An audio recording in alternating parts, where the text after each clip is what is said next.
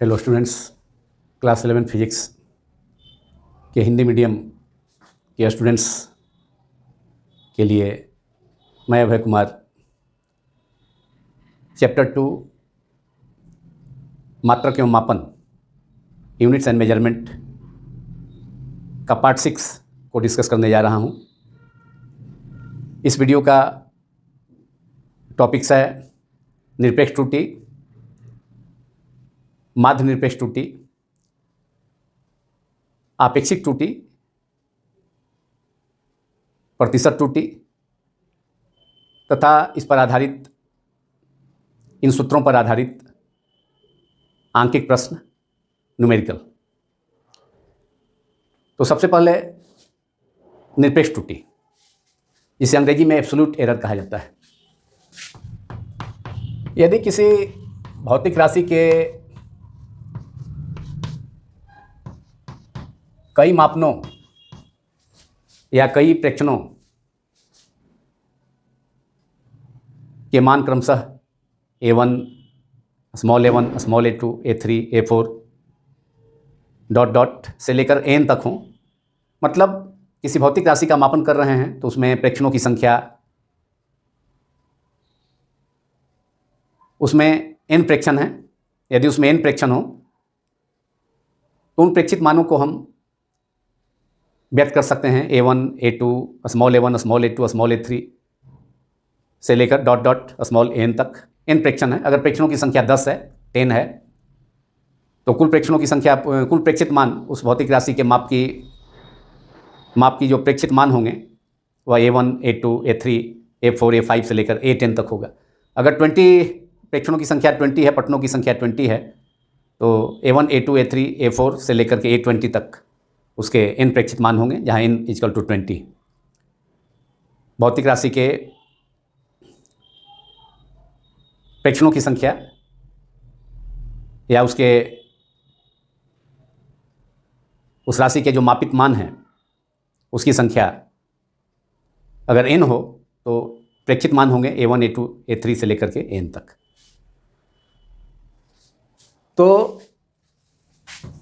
सभी प्रेक्षणों का औसत मान, मतलब किसी भौतिक राशि की माप के जो मान हैं, के प्रेक्षित मान हैं, तो उन सभी प्रेक्षणों का माध्य मान या औसत मान उसे उस भौतिक राशि का यथार्थ मान या पूर्ण मान माना जाता है। क्योंकि किसी भौतिक राशि का यथार्थ मान एक्यूरेट वैल्यू या पूर्ण मान मालूम करने के लिए, ज्ञात करने के लिए हमारे पास कोई दूसरा मेथड नहीं है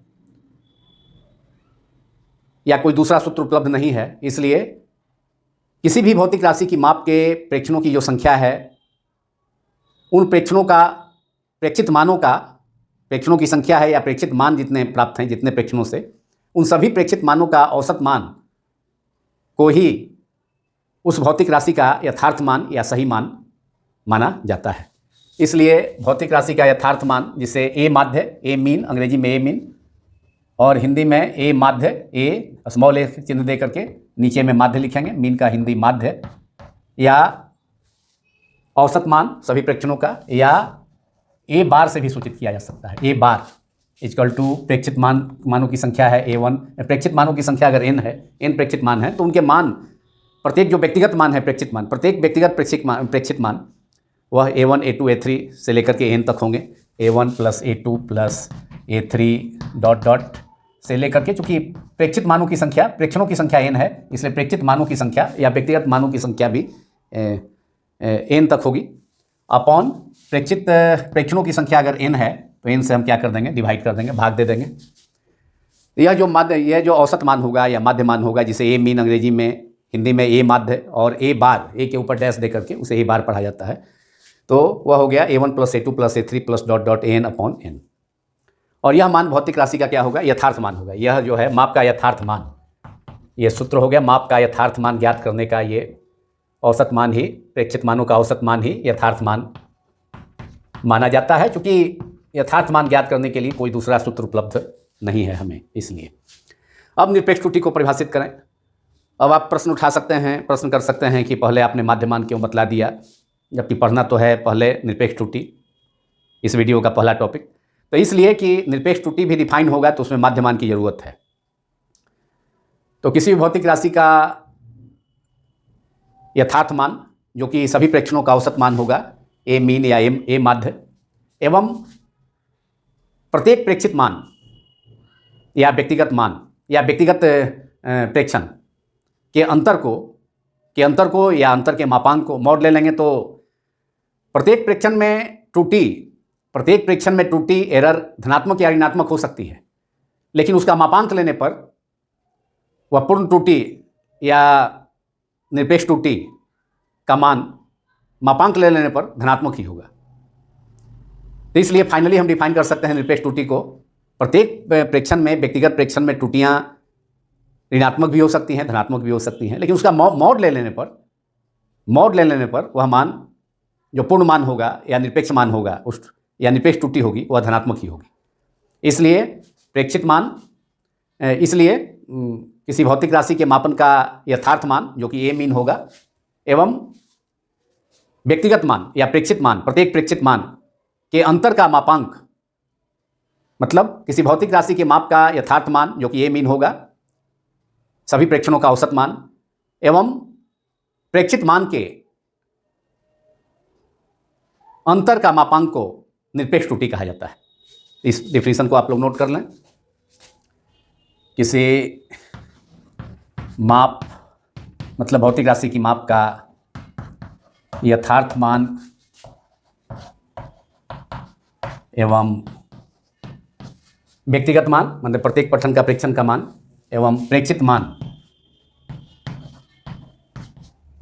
प्रत्येक पठन में अलग अलग होगा, और सभी प्रेक्षणों का जो औसत मान होगा उस राशि का जिसकी माप हो रही है,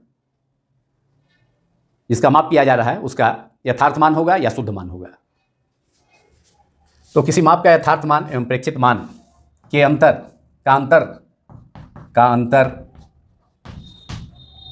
किसी माप का यथार्थ मान एवं प्रेक्षित मान का अंतर के मापांक, अंतर का मापांक को मॉड ले लेंगे तो वह जो अंतर होगा, त्रुटि ऋणात्मक या धनात्मक हो सकती है प्रत्येक प्रेक्षण में, लेकिन मापांक ले लेने पर केवल धनात्मक ही होगी, उस समय निरपेक्ष त्रुटि के मापांक, किसी माप का यथार्थ मान एवं प्रेक्षित मान के अंतर के मापांक को उस माप की निरपेक्ष त्रुटि कहा जाता है।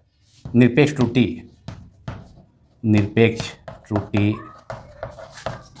कहा जाता है।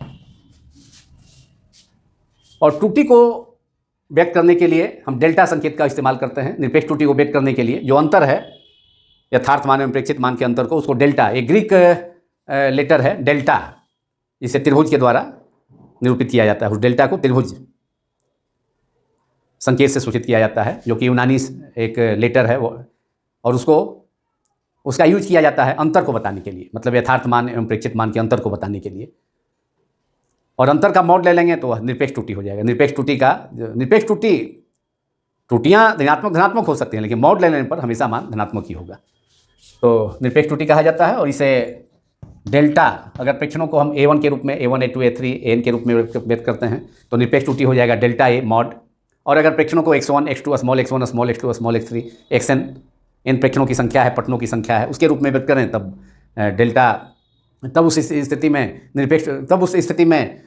निरपेक्ष त्रुटि होगी डेल्टा x मॉड। तो इसे डेल्टा ए और मॉड ले लिया तो पॉजिटिव हो गया। डेल्टा ए को मॉड के अंदर रखेंगे, संकेत से सूचित किया जाता है, संकेत से सूचित किया जाता है। अब व्यक्तिगत प्रेक्षणों में निरपेक्ष त्रुटियां हम मालूम कर सकते हैं इस फॉर्मूला से।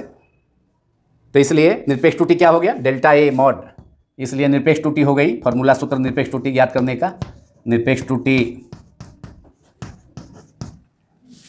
डेल्टा ए इक्वल्स टू यथार्थ मान, भौतिक राशि जिसकी माप हो रही है उसका यथार्थ मान, माइनस मापा गया मान या प्रेक्षित मान, दोनों का अंतर है। मॉड ले लेंगे तो धनात्मक हो जाएगा। दोनों का अंतर हो गया। तो व्यक्तिगत प्रेक्षणों में अगर प्रेक्षणों की संख्या n है तो n प्रेक्षणों में निरपेक्ष त्रुटियाँ होंगी। n व्यक्तिगत प्रेक्षणों में निरपेक्ष त्रुटियाँ होंगी। अगर किसी माप के n प्रेक्षण है, लंबाई के, जिस चीज़ का मापन करना हो, लंबाई का हो मापन, या द्रव्यमान का मापन करना हो, या गुरुत्वीय त्वरण का मापन करना हो, जिसका भी, या व्यास का मापन करना हो स्क्रू गेज की सहायता से, तो उसमें हम अनेक पठन ले सकते हैं, अनेक प्रेक्षण ले सकते हैं। तो प्रत्येक प्रेक्षण में निरपेक्ष त्रुटियाँ होंगी व्यक्तिगत मानों में, व्यक्तिगत प्रेक्षणों में। तो व्यक्तिगत प्रेक्षणों, किसी माप के व्यक्तिगत प्रेक्षणों, किसी माप के व्यक्तिगत प्रेक्षणों में निरपेक्ष त्रुटियाँ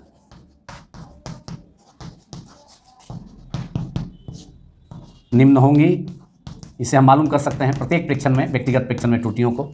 अब सबसे पहले हम पहला पठन जो है A1, उसमें निरपेक्ष त्रुटि मालूम कर लें। Delta A1 is equal to A mean या A बार माइनस प्रेक्षित मान A1 है, दोनों का अंतर हो गया A मीन माइनस A1।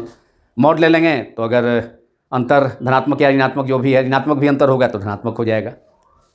फिर इसी ढंग से, चूंकि त्रुटि धनात्मक या ऋणात्मक हो सकती है प्रत्येक माप में, प्रत्येक प्रेक्षण में, लेकिन उसका मापांक ले लेंगे, मॉड ले लेंगे, तो वह निरपेक्ष त्रुटि धनात्मक ही होगी। डेल्टा A2, अब A2 प्रेक्षण दूसरे पठन में निरपेक्ष त्रुटि हो गया A मीन माइनस A2। तीसरे पठन में निरपेक्ष त्रुटि delta A3 is equal to A mean minus A3।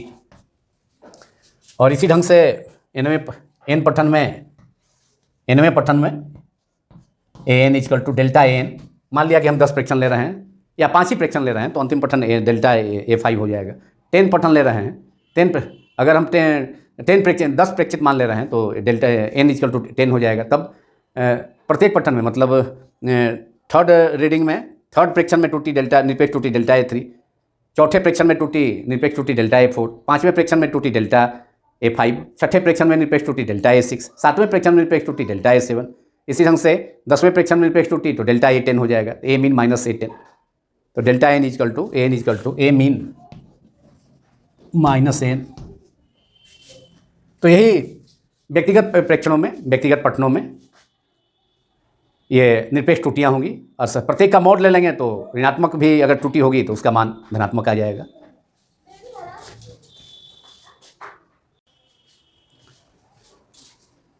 अब इस वीडियो में आगे हम लोग डिस्कस करेंगे माध्य निरपेक्ष त्रुटि या औसत निरपेक्ष त्रुटि, जिसे अंग्रेजी में मीन एब्सोल्यूट एरर और एवरेज एब्सोल्यूट एरर कहा जाता है। तो नंबर 2, माध्य निरपेक्ष त्रुटि, मीन एब्सोल्यूट एरर अंग्रेजी में।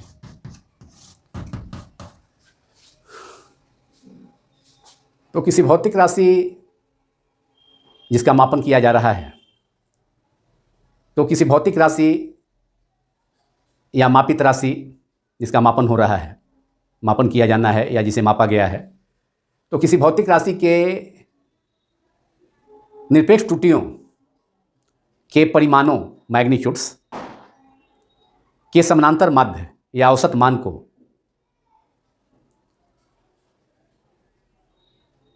माध्य निरपेक्ष त्रुटि या औसत निरपेक्ष त्रुटि कहा जाता है।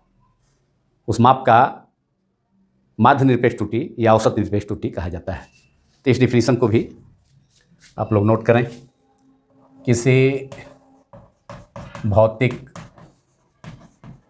राशि के निरपेक्ष, जितने भी प्रत्येक माप में, प्रत्येक व्यक्तिगत मापों में, प्रत्येक व्यक्तिगत माप में निरपेक्ष त्रुटियां हैं, तो प्रत्येक माप में निरपेक्ष त्रुटियों के मापांक का, प्रत्येक माप में जो निरपेक्ष त्रुटि प्राप्त हुआ है उसका मापांक लेना होगा और उसका औसत मान लेना होगा। तो उसे उस माप की औसत निरपेक्ष त्रुटि या माध्य निरपेक्ष त्रुटि कहा जाता है, मीन एब्सोल्यूट एरर। तो किसी भौतिक राशि के निरपेक्ष त्रुटियों के मापांकों, प्रत्येक निरपेक्ष त्रुटि में, उस माप के प्रत्येक निरपेक्ष त्रुटि, उस भौतिक राशि के प्रेक्षित मान, प्रत्येक प्रेक्षित मान में निरपेक्ष त्रुटि का मापांक लेना होगा। तो किसी भौतिक राशि के निरपेक्ष त्रुटियों के परिमाणों या मापांकों कहें या मॉडुलस या मैग्नीट्यूड्स, मापांकों या परिमाणों मापांकों या परिमाणों का समानांतर माध्य। समानांतर माध्य का मतलब औसत मान का समानांतर माध्य या औसत मान को उस माप का, उस भौतिक राशि के माप का माध्य निरपेक्ष त्रुटि को उस माप का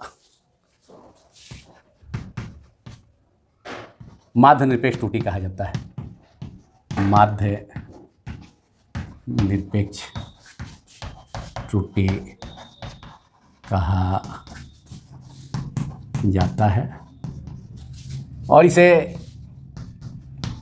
ए मीन, इसे डेल्टा ए मीन, सॉरी, इसे डेल्टा ए से निरपेक्ष त्रुटि को व्यक्त किया जाता है। तो डेल्टा ए और उसका चूंकि औसत मान है, प्रत्येक व्यक्तिगत मापों में प्रत्येक व्यक्तिगत माप के निरपेक्ष त्रुटियों के परिमाणों का औसत मान है माध्य निरपेक्ष त्रुटि या औसत निरपेक्ष त्रुटि। तो डेल्टा ए और मीन, डेल्टा ए मीन या डेल्टा ए माध्य है। मीन के लिए हिंदी में माध्य या अंग्रेजी में delta A mean. Delta A suffix में माध्य या डेल्टा ए मीन संकेत से सूचित किया जाता है औसत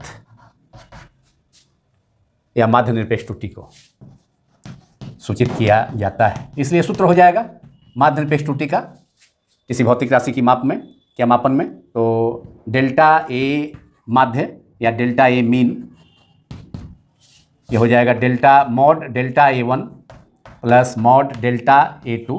मॉड के अंदर ए2 डेल्टा ए2 को रखेंगे। A two to delta A one delta A two सब क्या है, निरपेक्ष त्रुटियाँ हैं प्रत्येक माप में। पहले माप में पहला जो व्यक्तिगत मापन है उसमें निरपेक्ष त्रुटि डेल्टा ए1 है, दूसरा व्यक्तिगत मापन है उसमें या प्रेक्षण है उसमें निरपेक्ष त्रुटि डेल्टा ए2। तो सबका मॉड लेना होगा, डेल्टा ए2 मॉड, डेल्टा ए3 mod plus dot dot so on plus delta n mod. एनवें प्रेक्षण में त्रुटि, एनवें प्रेक्षण में निरपेक्ष त्रुटि डेल्टा एन और उसका मापांक ले लिए डेल्टा एन मॉड अपॉन, चूँकि औसत मान ज्ञात करना है, समानांतर माध्य ज्ञात करना है, तो प्रेक्षणों की संख्या कितनी है, एन है, एन से डिवाइड कर देंगे। तो ये हमें दूसरा सूत्र मिल गया निरपेक्ष त्रुटि के बाद। प्रत्येक माप में निरपेक्ष त्रुटि, जिसको कि अगर हम सबको संकलित रूप से एक जगह समीकरण एक मान लें 1A 1B 1C ऐसे, तो ये समीकरण 2 हो गया। उसके लिए समानांतर माध्य या समानांतर माध्य सभी निरपेक्ष त्रुटियों का है, माप के सभी निरपेक्ष त्रुटियों का के परिमाणों का समानांतर माध्य को उस माप का या उस भौतिक राशि में उस माप का माध्य निरपेक्ष त्रुटि, जिस राशि का मापन किया मापित राशि का माध्य निरपेक्ष त्रुटि की माप में माध्य निरपेक्ष त्रुटि कहा जाता है। अब इसके बाद आपेक्षिक त्रुटि, रिलेटिव एरर। आपेक्षिक त्रुटि, रिलेटिव एरर।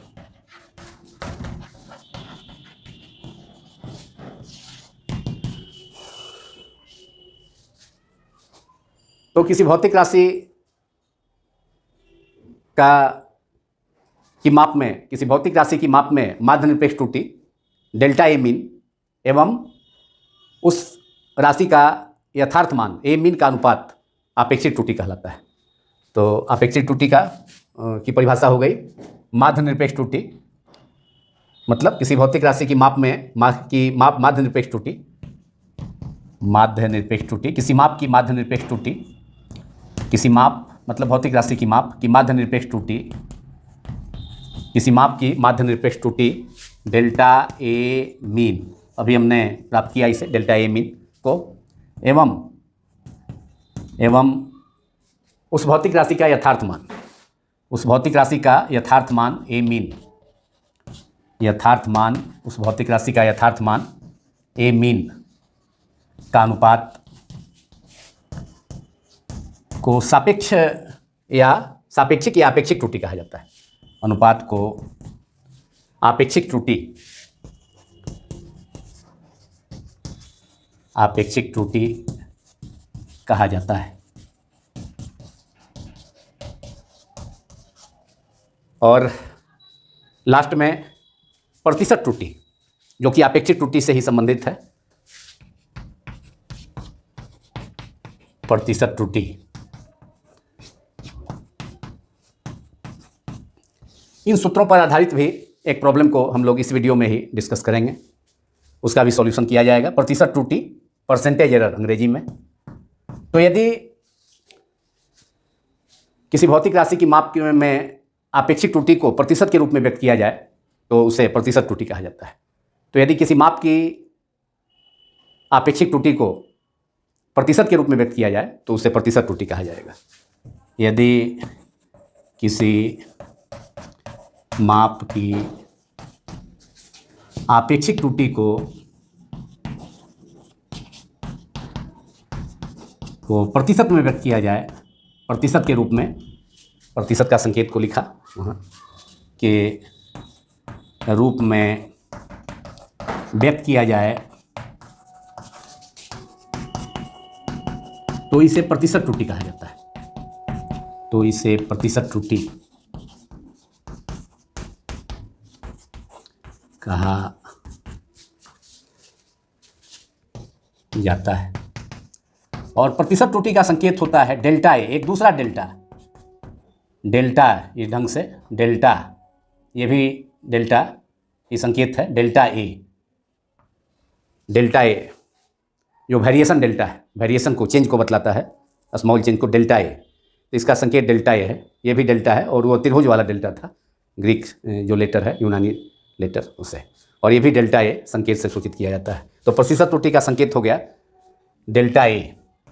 इसलिए प्रतिशत त्रुटि को हम व्यक्त करेंगे कैसे, सूत्र के रूप में, डेल्टा ए इक्वल टू क्या हो जाएगा, delta A mean by A mean. क्योंकि प्रतिशत त्रुटि को हम कैसे व्यक्त करेंगे, आपेक्षिक त्रुटि क्या है, वह अनुपात है माध्य निरपेक्ष त्रुटि एवं मापी जाने वाली भौतिक राशि का यथार्थ मान।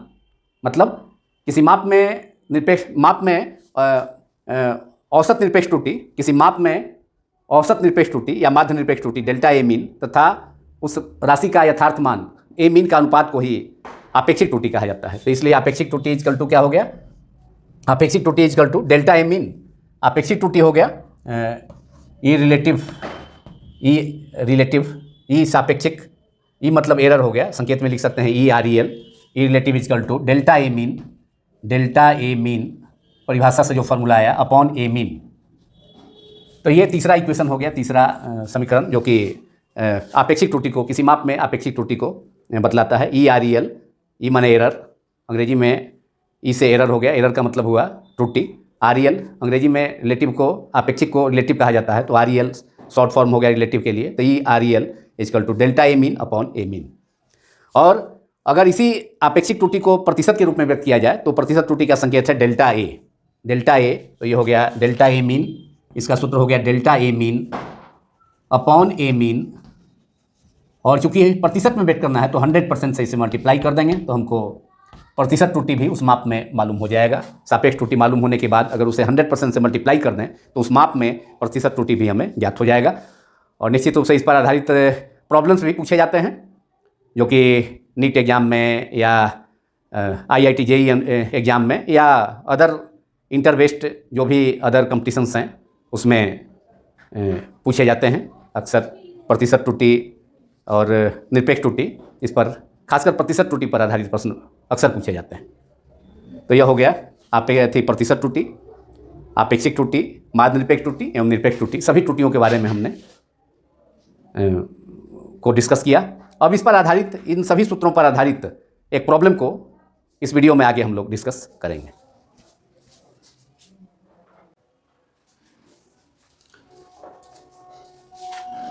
अब एक आंकिक प्रश्न, न्यूमेरिकल, जो कि निरपेक्ष त्रुटि, माध्य निरपेक्ष त्रुटि तथा प्रतिशत त्रुटि के सूत्रों पर आधारित है। प्रश्न है, किसी सरल लोलक सिंपल पेंडुलम, इसे अंग्रेजी में कहा जाता है, का प्रयोग के क्रम में प्रयोगशाला में सरल लोलक से संबंधित प्रयोग, जिसकी सहायता से आवर्तकाल का तथा पुनः गुरुत्वीय त्वरण का मान, जी का मान, स्मॉल जी का मान प्रयोगशाला में सरल लोलक की सहायता से ज्ञात किया जाता है। लेकिन इसमें आवर्तकाल का मान प्राप्त किया गया है सरल लोलक का प्रयोग के क्रम में। आवर्तकाल, सरल लोलक का आवर्तकाल का मतलब सरल लोलक द्वारा एक पूर्ण दोलन करने में लगा समय। मतलब सरल लोलक का अपनी माध्य स्थिति या अपनी विराम स्थिति के गिर्द, मतलब विराम स्थिति के दाएं एवं बाएं एक पूर्ण दोलन करने में जितना समय सरल लोलक को लगता है उसे उस सरल लोलक का आवर्तकाल टाइम पीरियड कहा जाता है। तो किसी सरल लोलक का प्रयोग के क्रम में आवर्तकाल क्रमशः 2.63 सेकेंड, मतलब T1 है 2.1637, आवर्तकाल का संकेत कैपिटल टी होता है। T2 है 2.56 सेकेंड, T3 है तीसरा जो मान है आवर्तकाल का 2.42 सेकेंड। कई प्रेक्षण हैं आवर्तकाल के, कई प्रेक्षण हैं समय का मापन के। फिर T4 2.71 सेकेंड एवं T5 जो पाँचवा पठन है मान है आवर्तकाल का 2.80 सेकेंड है। तो पहला औसत आवर्तकाल मालूम करना है। इन सभी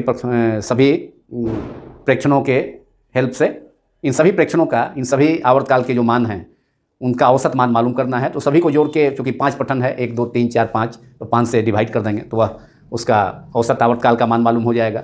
दूसरा, प्रत्येक प्रेक्षण में निरपेक्ष त्रुटि का, तो उसके लिए प्रत्येक प्रेक्षण का जो मान है, प्रत्येक प्रेक्षण का जो व्यक्तिगत मापित मान है 2.63 सेकेंड है। अब उसको सभी प्रेक्षणों का जो औसत मान होगा, जो औसत आवर्तकाल का मान होगा, वो यथार्थ मान होगा, उसमें से घटाना होगा प्रत्येक आवर्तकाल के मान को। तो प्रत्येक पठन में प्रेक्षण में सरल लोलक का मतलब निरपेक्ष त्रुटि का मान आ जाएगा। आवर्तकाल के मापन में निरपेक्ष त्रुटि का मान मालूम हो जाएगा प्रत्येक प्रेक्षण में। तीसरा, माध्य निरपेक्ष त्रुटि। माध्य निरपेक्ष त्रुटि में प्रत्येक प्रेक्षण में, प्रत्येक आवर्तकाल के पठन में जो निरपेक्ष त्रुटियाँ हैं उसका मापांक लेकर के उसका औसत मान ज्ञात करना होगा। और अंत में प्रतिशत त्रुटि। तो प्रतिशत त्रुटि में आपेक्षिक त्रुटि को प्रतिशत के रूप में व्यक्त कर दिया जाएगा। 100% से मल्टीप्लाई कर देने के बाद, गुना कर देने के बाद, तो प्रतिशत त्रुटि भी मालूम हो जाएगा। अब इसका सॉल्यूशन किया जाए तो प्रश्न से हमें सरल दोलक प्रयोगशाला में सरल दोलक का आवर्तकाल का जो मान प्राप्त है प्रेक्षणों से, सभी पठनों से, वह 5 प्रेक्षण हैं जिसमें आवर्तकाल को कैपिटल टी संकेत से सूचित किया जाता है। तो T1 कैपिटल T1 पहला प्रेक्षण है आवर्तकाल का सरल दोलक का 2.63 सेकेंड। दूसरा प्रेक्षण है पठन है 2.56 सेकेंड। तीसरा प्रेक्षण है 2.42 सेकेंड। फिर फोर्थ मतलब चौथा आवर्तकाल का सरल दोलक के आवर्तकाल का पठन है प्रेक्षण, चौथा प्रेक्षण है, उसमें मान है आवर्तकाल का 2.42 सेकेंड। एवं T5 पाँचवें पठन का सरल दोलक की सहायता से सरल दोलक का आवर्तकाल पाँचवें प्रेक्षण में मान है T5 2.80 सेकेंड।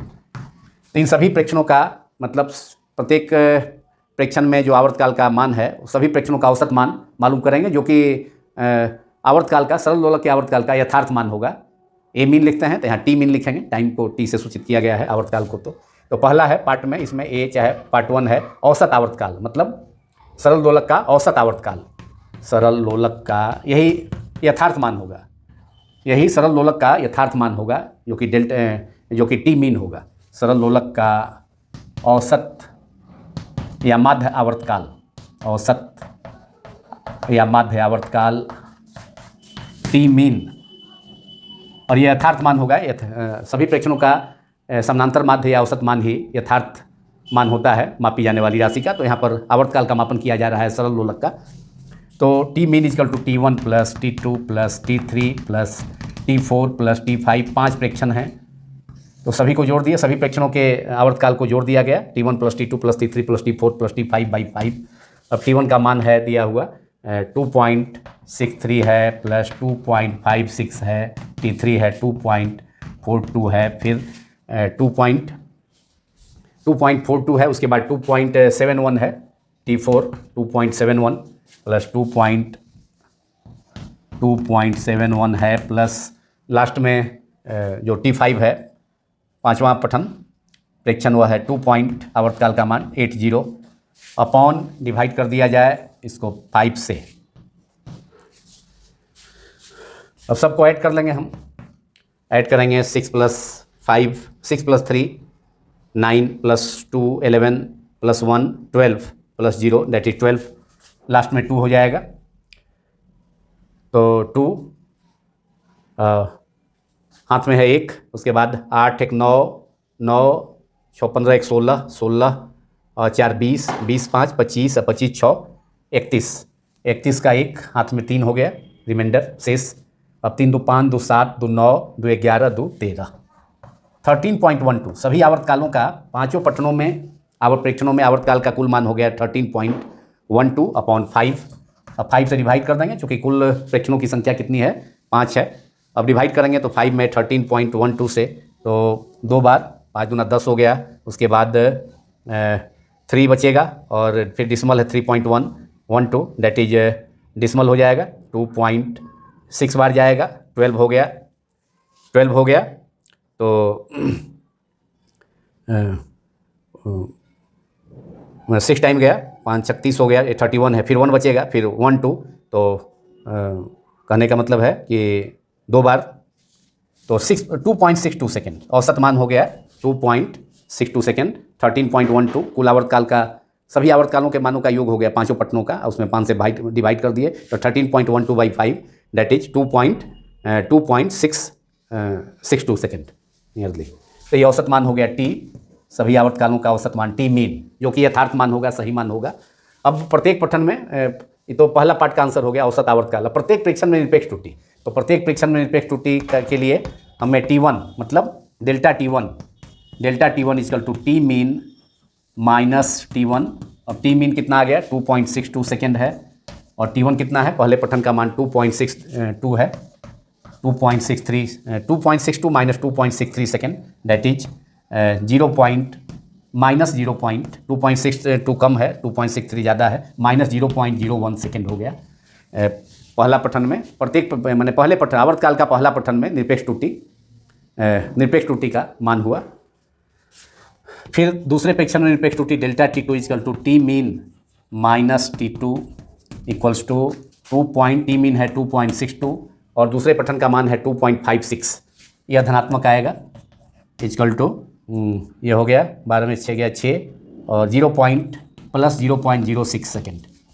अब तीसरे पठन में निरपेक्ष त्रुटि delta T3 equal to T mean minus T3 that is, T mean तो एक ही है जो कि यथार्थ मान है समय का आवर्तकाल का, 2.62 आया है सबका औसत लेकर के, तो 2.63। और पठन है तीसरा 2.42 सेकेंड। अब दोनों का अंतर 2.62 माइनस 2.42 दैट इज 0.20 सेकेंड हो गया। इसी ढंग से डेल्टा T4 चौथे पठन में निरपेक्ष त्रुटि T mean minus T4 equals to T mean का वैल्यू है 2.62 सेकेंड माइनस T4 का वैल्यू है 2.71 सेकेंड, इक्वल टू ये भी निगेटिव हो जाएगा 2.62 minus 2.71 that is minus 0.09 second. और अंत में पांचवा जो पठन है, पांचवा पठन आवर्तकाल का डेल्टा T, उसमें निरपेक्ष त्रुटि delta T5 equal to T mean minus T5, T mean कितना है 2.62 सेकेंड हमने मालूम किया है, माइनस T5 जो लास्ट रीडिंग है 2.80 सेकेंड, यह भी निगेटिव हो जाएगा, माइनस 2.62 माइनस 2.80 मतलब माइनस 0.18 सेकेंड। ये सभी मान हमें मालूम हो गया। मतलब प्रत्येक पठन में आवर्तकाल का, सरल दोलक का आवर्तकाल का मान, निरपेक्ष त्रुटि का मान मालूम हो गया। अब लास्ट में तीसरा में माध्य निरपेक्ष त्रुटि हमको मालूम करना है, और चौथा अंतिम पार्ट में प्रतिशत त्रुटि का मान मालूम करना है।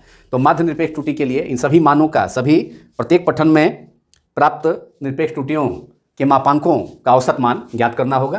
तो हमें प्रत्येक परीक्षण में निरपेक्ष त्रुटि मालूम हो गया, तीसरा माध्य निरपेक्ष त्रुटि मालूम करना है, और प्रतिशत त्रुटि फोर्थ पार्ट में। तो अब इन सभी का प्रत्येक पठन में, आवर्तकाल का प्रत्येक पठन में निरपेक्ष त्रुटि तो हमें मालूम हो गया,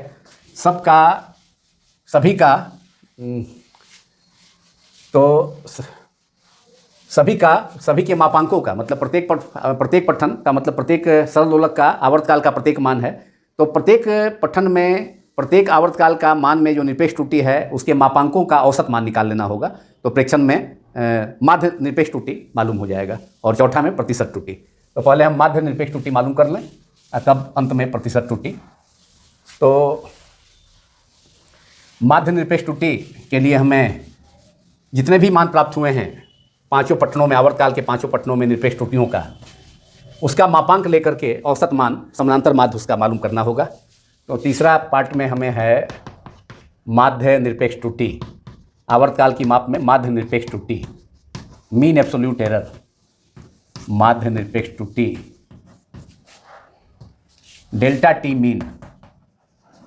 क्या करना होगा, delta T1 mod plus delta T2 mod plus delta T3 mod plus delta T4 mod plus delta T5 mod. मतलब प्रत्येक आवर्तकाल का 5 मान दिया हुआ है, 5 पठन दिया हुआ है प्रयोग के क्रम में, प्रयोग के दौरान, प्रयोगशाला में गुरुत्वीय सरल दोलक आवर्तकाल का। तो 5 प्रेक्षण किए गए हैं, तो उनका मान तो प्रत्येक पठन में हमने निरपेक्ष त्रुटि मालूम कर लिया है। तो उसका प्रत्येक पठन में निरपेक्ष त्रुटि के मापांकों का, माने सभी पठनों में निरपेक्ष त्रुटियों के मापांकों का औसत मान। तो औसत मान के लिए क्या हो गया, delta T1 mod plus delta T2 mod plus delta T3 mod delta T4 mod plus delta T5 mod upon प्रेक्षणों की संख्या कितनी है, 5 है, 5 से डिवाइड करना होगा।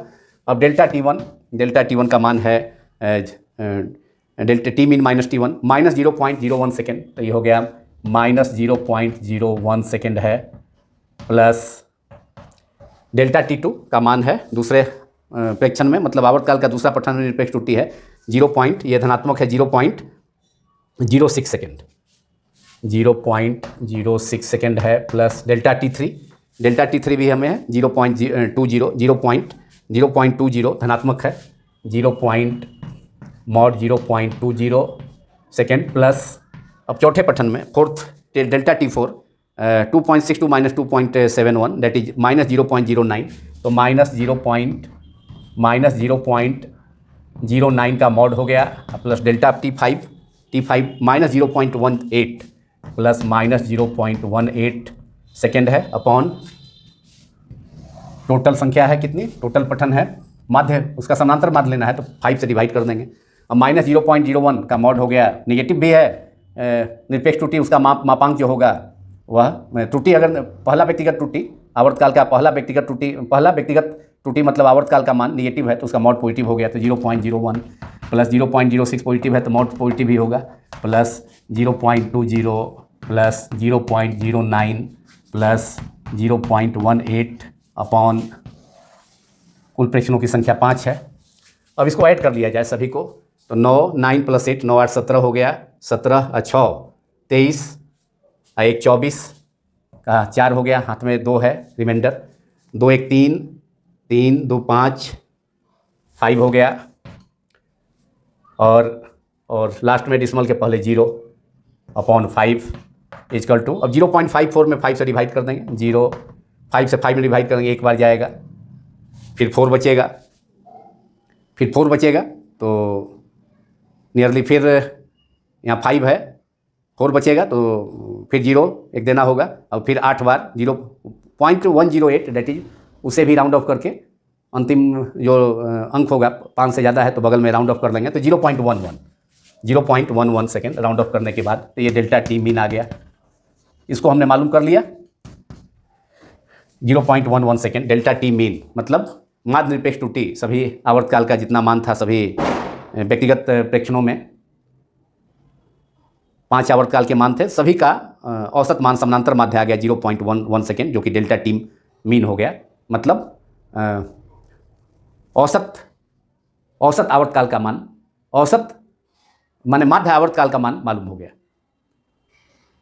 जिसे माध्य निरपेक्ष त्रुटि की जगह पर माध्य या औसत आवर्तकाल में औसत निरपेक्ष त्रुटि का मान, माने आवर्तकाल में औसत निरपेक्ष त्रुटि का मान मालूम हो गया डेल्टा T मीन। अब हमें प्रतिशत त्रुटि लास्ट में मालूम करना है, तो प्रतिशत त्रुटि के लिए जो फोर्थ पार्ट है उसमें हमें मालूम करना है कि प्रतिशत आवर्तकाल की माप में प्रतिशत त्रुटि कितनी है, तो उसको डेल्टा ए सिंबल से, तो डेल्टा T वेरिएशन डेल्टा का उपयोग किया जाता है। तो फोर्थ पार्ट में है प्रतिशत त्रुटि, आवर्तकाल की माप में प्रतिशत त्रुटि,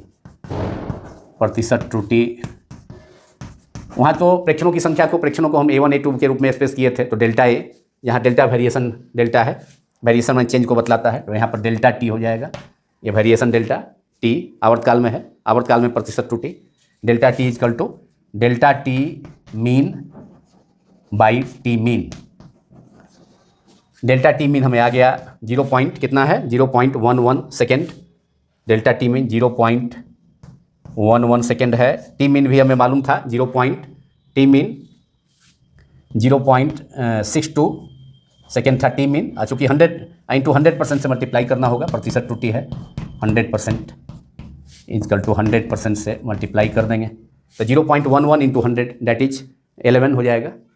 11 हो जाएगा। 11 बाई मतलब 0.11 का मतलब 11 बाई 100। तो इसके दो अंक पर प्लेस से डिसमल से दोनों दो प्लेस पर डिसमल है, तो 11 इंटू 10⁻⁻2 या 11 बाई 100, फिर 100 है तो कैंसिल हो गया। तो इसका दोनों 100% का इसके डिसमल से दो अंक पर प्लेस पर डिसमल उससे कैंसिल हो गया, तो 11 हो गया upon 62 that is 11 by 0.62 11 upon 0.62% ये हो गया 11 अपॉन 0.62 टी मीन का वैल्यू था, औसत आवर्तकाल का मान जो यथार्थ मान था आवर्तकाल का 0.62।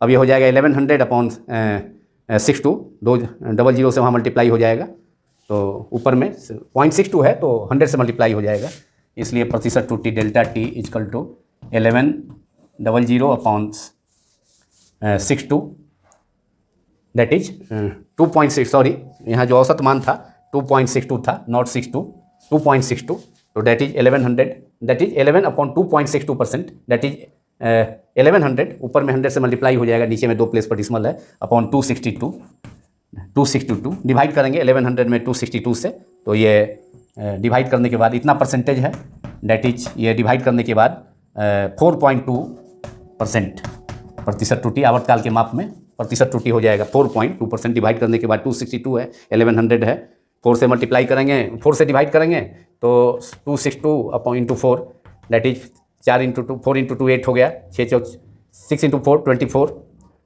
हाथ में 2 है शेष, 4 गुने 2 8 हो गया, 8 2 10, 1048 हो गया, और यहाँ 1100 है, 1100 तो 52 बचेगा ही, तो 4 उसके बाद फिर बच जाएगा 52 बच रहा है, डिसमल देंगे तो 520, अब फिर 260 से डिवाइड करेंगे तो दो बार में चला जाएगा, 262 मल्टीप्लाइड बाई 2, 2 इंटू 2 4 हो गया, 6 इंटू 2 12, हाथ में 1 2 4 1 5 524, तो दो बार चला गया 52 उसमें, तो ये 48 52 बच रहा है, तो फिर 520 यहाँ 524 है, तो लगभग दो बार चला जाएगा, तो 4.2% आंसर। तो ये डेल्टा टी हो गया आवर्तकाल, सरल दोलक के आवर्तकाल के मापन में प्रतिशत त्रुटि डेल्टा टी इक्वल टू 4.2%, मतलब 11 अपॉन 11 हो गया क्या, delta T mean 0.11 upon T mean है कितना 2.62 सॉरी नॉट 0.62 2.62 औसत आवर्तकाल का मान है, सभी आवर्तकाल के सभी मानों का औसत लेने पर,